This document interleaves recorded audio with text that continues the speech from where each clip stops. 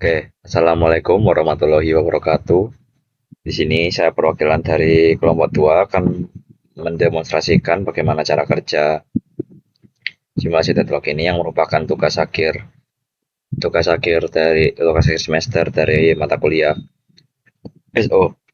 Pertama-tama, saya akan memperkenalkan diri dulu.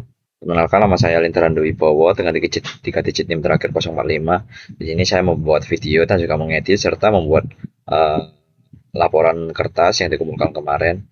Dan di sini saya akan mendemonstrasikan bagaimana cara kerja simulasi deadlock ini. Terus di sini ada teman saya juga bernama Navia Aurora Balkis dengan tiga digit terakhir 140.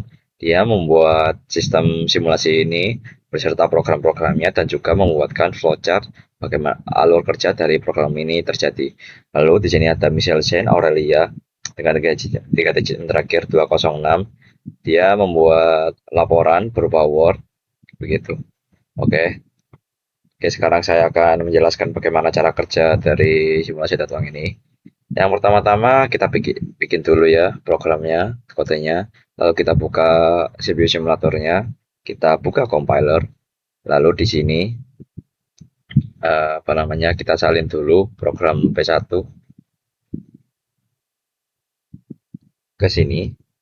Lalu kita pilih compile. Kalau sudah di compile, kita pilih load and memory. Kalau sudah di load, nanti otomatis masuk ke dalam program listnya. Lalu kita lakukan sampai ke 4 kode ini ya, karena di sini ada 4 kode. Sebentar,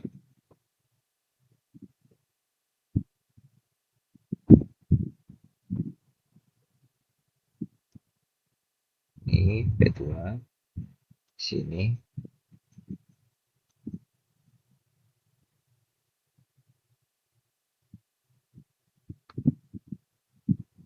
Lalu kita compile dulu, terus kita load, kita masuk ke P3-nya,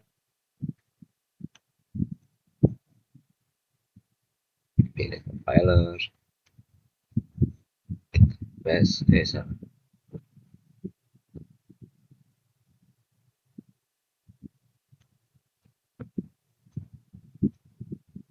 compile, load, ke program P4,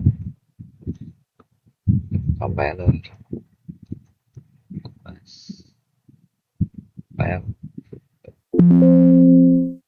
Oke, karena di sini sudah di load semua programnya, kita masuk ke bagian Virtual OS untuk melihat cara kerjanya ini, cara berjalannya programnya.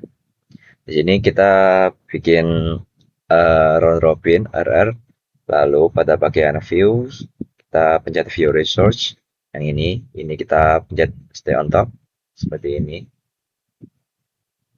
Lalu ada kita show the clock process bawahnya ketutupan, mohon maaf.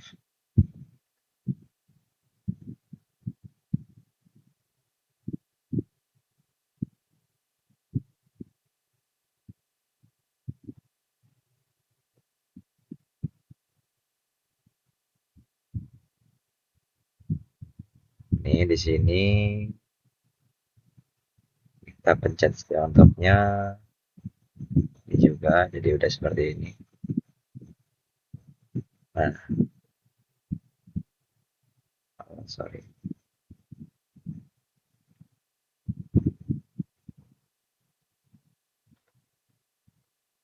Ini seperti itu ya. Terus lalu kita tambahkan dulu P1-nya ke create new process, jadi biar masuk. Ini sampai P4.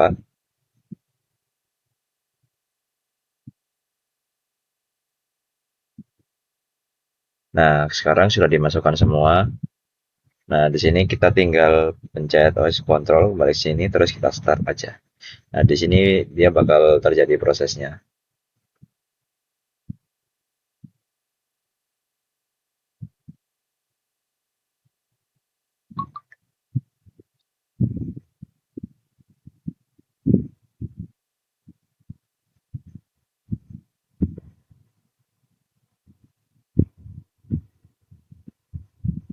Bisa dilihat di situ ada perubahan warna di bagian resource-nya. Itu artinya telah terjadi proses. Nah, di sini saya akan jelaskan. Nah, jadi proses yang terjadi pada simulator ini itu, jadi pada awalnya itu simulasi kan terdapat 4 proses dan 4 resource, di mana P1 memegang resource 0 atau R0, P2 memegang resource 1 atau R1, P3 memegang resource 2 atau R2, dan P4 memegang resource 3 atau R3. Nah, setelah masing-masing proses itu berhasil memperoleh resource awalnya, proses-proses tersebut itu akan melakukan permintaan proses tambahan, yaitu di mana P1 menunggu selama 2 detik, kemudian meminta R1, P2 meminta R2, P3 meminta R3, dan P4 meminta R0. Namun, proses yang diminta oleh setiap proses itu sedang digunakan oleh proses lain juga, di mana R1 itu sedang dipegang oleh P2, sehingga P1 harus menunggu, R2 sedang dipegang oleh P3, sehingga P2 harus menunggu, dan R3 sedang dipegang oleh P4, sehingga P3 harus menunggu, dan juga yang terakhir, R2 itu sedang dipegang oleh P1, sehingga P4 itu harus menunggu. Nah, kondisi ini tuh membentuk circle wait atau siklus tunggu di mana P1 menunggu R1, P2 menunggu R2, P3 menunggu R3, P4 menunggu R0, hingga seterusnya. Nah, karena setiap proses itu saling menunggu, resource yang dipegang oleh proses lain tuh eh karena setiap proses saling menunggu, resource yang dipegang proses lain dan tidak ada proses yang dapat melakukan eksekusinya, makanya sistem ini mengalami deadlock. Jadi deadlocknya itu terdeteksi karena terbentuk siklus tunggu atau circular wait yang menyebabkan seluruh prosesnya itu terblokir secara permanen. Sekian dari penjelasan dari saya. Mohon maaf bila ada salah kata. Terima kasih. Wassalamualaikum warahmatullahi wabarakatuh.